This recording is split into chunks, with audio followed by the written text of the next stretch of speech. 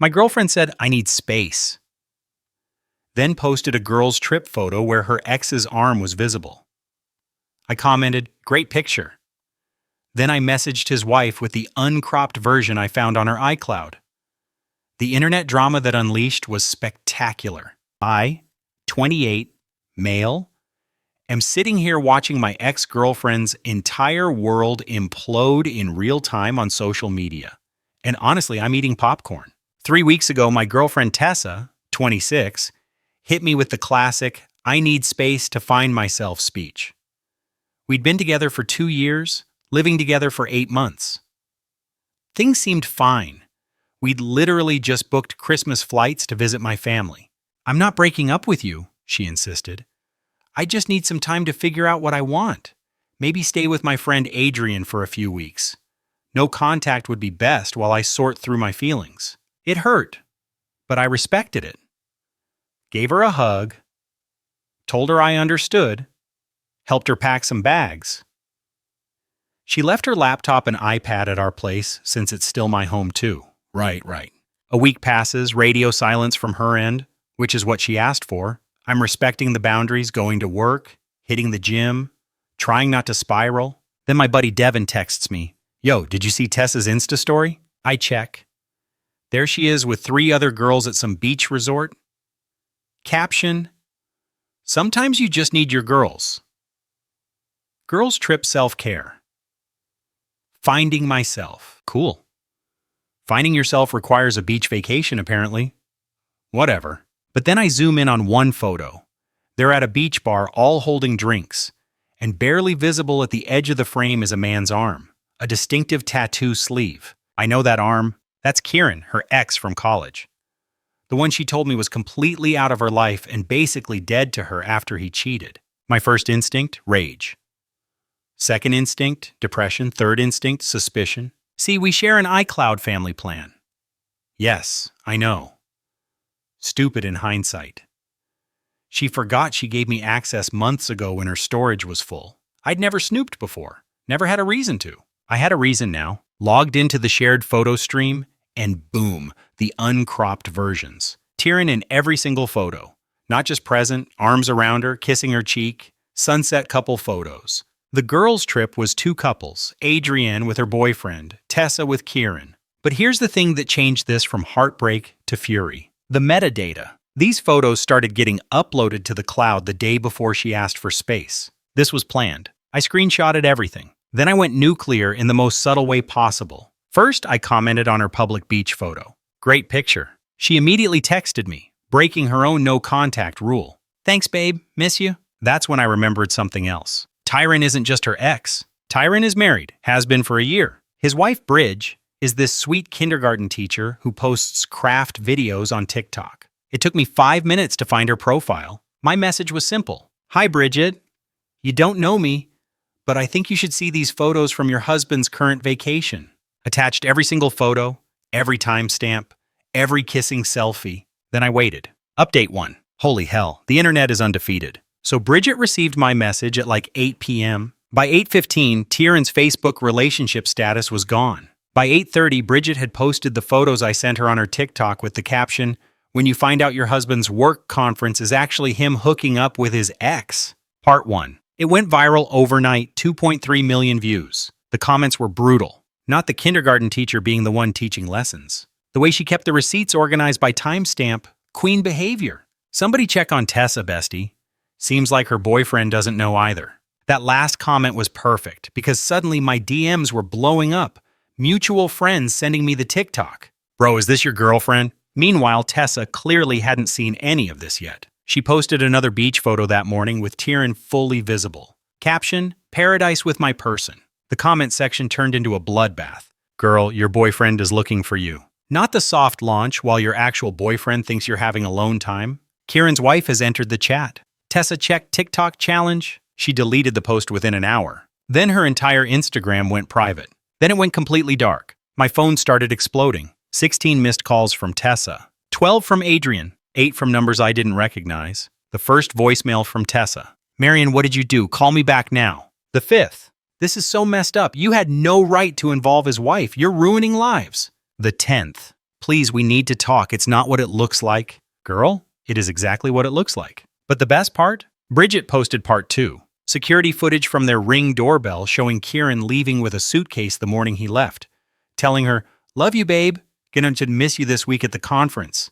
Then part 3. Screenshots of their credit card statements showing charges at the exact resort where Tessa was staying.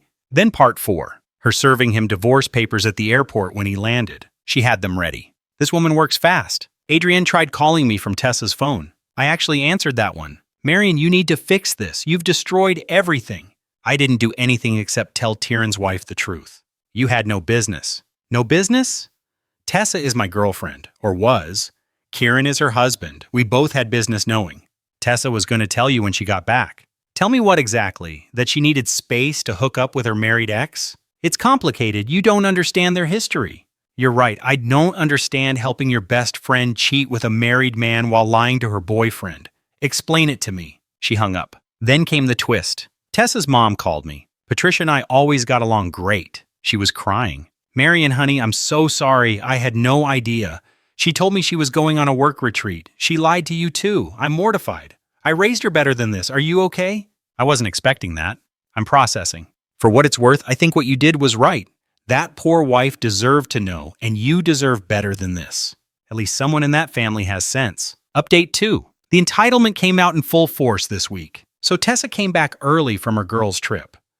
Apparently things got uncomfortable after Bridges' TikTok series hit 10 million views, and someone made a whole YouTube documentary about it.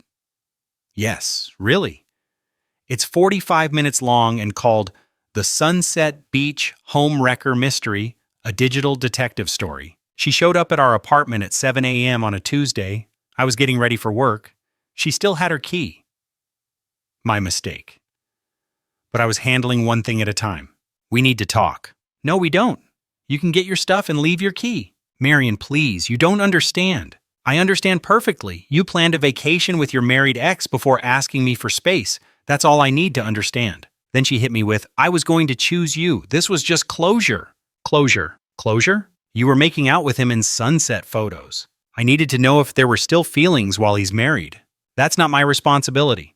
Their marriage was already having problems. The audacity. I just stared at her. "Get your things, leave the key, you have 1 hour." She started crying. "Where am I supposed to go? Adrienne won't talk to me anymore." Turns out Adrienne and his boyfriend saw the whole thing blow up online and was not happy his girlfriend enabled this mess. They broke up too. Not my problem. This is my home too. I've been paying rent. You paid rent for exactly 2 months before you started forgetting, and I covered it. It's my name on the lease, only my name. You can't just kick me out. You literally moved out 3 weeks ago to find yourself. I'm just making it permanent. She tried another angle. "What about my job? Everyone's seen those TikToks. AHR is involved." See, Tessa works at a marketing firm that's very big on ethical business practices and moral leadership branding. Having an employee go viral for being a home wrecker? Not a great look. Again, not my problem. "You've ruined my life." No, you ruined your life. I just made sure Kieran's wife knew hers was being ruined too. She left sobbing, but not before sending me Venmo requests. Emotional damages, $2,000. Her half of the furniture, $3,000. Vacation interruption costs, $1,500. Defamation compensation, $5,000. I declined them all and blocked her, but she wasn't done. Oh no. She started a smear campaign, posting on Facebook about how I was controlling, surveilled her every move, and violated her privacy by going through her photos. She conveniently left out that they were on a shared cloud account she gave me access to. Her mom, Patricia, commented, "Tessa, stop. You cheated. Own your choices publicly." Her own mother? Tessa deleted the post. Then Tieran tried to contact me. This walking red flag had the nerve to DM me on Instagram. "Bro to bro, that was seriously uncool. You destroyed my marriage." "Me? You destroyed your marriage when you decided to cheat on your wife. It's not that simple." "It's exactly that simple. Tessa and I have history. You wouldn't understand." "I understand you're both cheaters who deserve each other. I'm going to lose everything in the divorce because of you." "Good." He threatened to sue me for alienation of affection, which his lawyer apparently told him isn't even a thing in our state. Blocked him too. The best update though? Bridge reached out to thank me. "I know this must have been painful for you too, but thank you for telling me. I was already suspicious. This was the proof I needed. My lawyer says the evidence you provided makes this a slam dunk. I'm sorry you got hurt too." Class act, that woman. Update 3. The escalation has been something. So Tessa's job situation imploded completely. Turns out when you work in social media marketing and become infamous for being the other woman in a viral cheating scandal, clients get nervous. 3 major accounts specifically requested she be removed from their campaigns. HR gave her a choice: resign with 2 weeks severance or be fired with nothing. She chose resignation. Guess who she blamed? Yep, yours truly. She actually sent me an invoice from a lawyer. An invoice for $50,000. Intentional infliction of emotional distress and tortious interference with employment. My response was to forward it to my cousin, who's a lawyer. His response, LMAO, tell her to pound sand. So I did, literally. I sent her a photo of sand with the message, your lawyer's retainer would be better spent here. But here's where it gets wild. Remember how I mentioned Tessa left her laptop here? Well, she finally remembered and demanded it back. Fair enough, it's hers. But when she came to get it, I left it with the building's front desk security. She forgot one crucial detail. She was still logged into her email on my PlayStation. You know, the one she used to use for Netflix. I wasn't snooping, I was trying to log her out when I noticed an email thread in the preview. The subject line, re our little secret, from Tyrion, dated 6 months ago. This wasn't a recent reconnection. They'd been talking for half a year, planning this while she lived with me. While we planned our future. While I helped cover her rent because she was struggling financially. The emails detailed their meetups when I was at work. When she said she was at girls' nights. When she visited her sick grandmother. Her grandma commented on Facebook last week that she hasn't seen Tessa in over a year. I took screenshots of everything before logging her out. Not to post anywhere, I'm not that petty, but for my own closure. To know I wasn't crazy. All those times I felt something was off. But she gaslit me into thinking I was paranoid. I was right. Then karma hit in this most beautiful way. Bridges' divorce lawyer subpoenaed Tessa as a witness. Apparently in their state, infidelity affects asset division, and they needed Tessa's testimony about the timeline of the affair. Tessa called me screaming, I have to testify under oath because of you. No, you have to testify under oath because you had an affair with a married man. They want my phone records, my emails, everything. Should have thought about that before. Can't you tell them to leave me alone? How would I even do that? And why would I? Because if you ever loved me, you'd help me. If you ever loved me, you wouldn't have been cheating for 6 months. Silence. Then, how did you log out of my accounts? Basic Digital Security 101. She hung up. But the absolute peak entitlement came from Adrian. She found my LinkedIn and messaged me there because I'd blocked her everywhere else. You owe Tessa an apology. She's staying on my couch and cries every night. She lost her job, her reputation, and her future because you couldn't handle a break with dignity. A real man would have fought for her instead of destroying her. You're pathetic. My response? A real friend wouldn't have enabled her infidelity. Also, I thought you weren't talking to her anymore. Guess your boyfriend leaving you changed that calculation. Misery loves company, huh? She reported me to LinkedIn for harassment. They reviewed it and found no violation. Meanwhile, Patricia sent me a Venmo for $500 with the note. For the rent Tessa should have paid. I'm sorry. I sent it back with, you don't owe me anything. You're a good person. Your daughter's choices aren't your responsibility. She sent it again. Please, for my own peace of mind. I donated it to a local charity that helps cheating victims with therapy costs and sent her the receipt. She liked the gesture. Final update. It's been 2 months now since this all started. Time for the final update because honestly, I'm ready to close this chapter completely. The legal threats came to nothing. Tessa's lawyer dropped her after she couldn't pay the retainer. Kieran's lawyer told him he had no case. The only real legal action was Bridges' divorce, which was finalized last week. She took him to the cleaners, got the house, the better car, and alimony. Queen really did deserve better. Tessa's professional life never recovered. The marketing world in our city is surprisingly small, and being the face of a viral cheating scandal doesn't exactly scream trustworthy brand representative.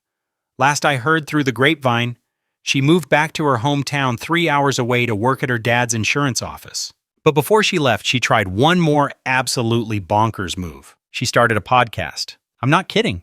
It was called Truth and Consequences, My Side of the Story. Episode 1.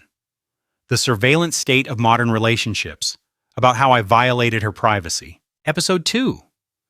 When Love Becomes Control, implying I was abusive, with 0 examples because there were none. Episode 3. The Internet Mob Mentality, about how going viral ruined her life. Each episode got ratioed to hell in the comments. The podcast hosting platform actually removed it after episode 3 for violating community guidelines against harassment, since she kept naming me and Bridge specifically. But my favorite part? Bridget started her own TikTok series called Rebuilding After Betrayal. It's actually really positive and helpful, about healing, recognizing red flags, and starting over. She has 500,000 followers now, and she just got a book deal. She sent me an advanced copy with a note. None of this would have happened without your honesty. Thank you for giving me my life back. As for me, I'm doing pretty well. Therapy helped a lot. Turns out finding out your girlfriend cheated for 6 months does a number on your trust issues. Who knew? I redecorated the apartment, got a promotion at work, started dating again. Met someone nice, actually. Her name's Claire. Funny thing? She recognized me from the TikTok story on our first date. I thought I was done for. But she just laughed and said, "Oh, good. So you know cheating is a deal breaker. That saves us that conversation."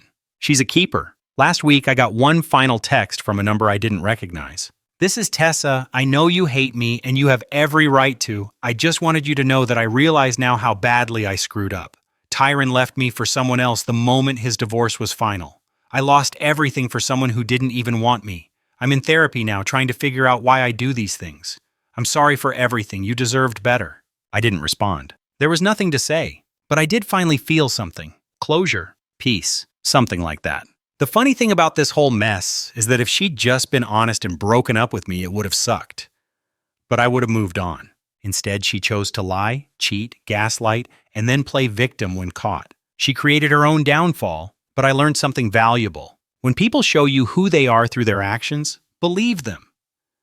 Don't let words convince you otherwise. And never, ever share iCloud accounts with someone you're dating. Oh, and one final update. Tyron apparently tried to slide into Claire's DMs last week with, "You know your boyfriend is crazy, right?" Claire screenshotted it and posted it on her story with, "Actually, he's wonderful, but you're clearly still trash." She tagged Bridge, who reposted it with crying, laughing emojis. The internet remains undefeated. I'm done with this saga. Time to live my life without looking backward. Thanks to everyone who followed this absolute dumpster fire of a story. May your relationships be drama-free and your iCloud accounts forever separate. Peace out.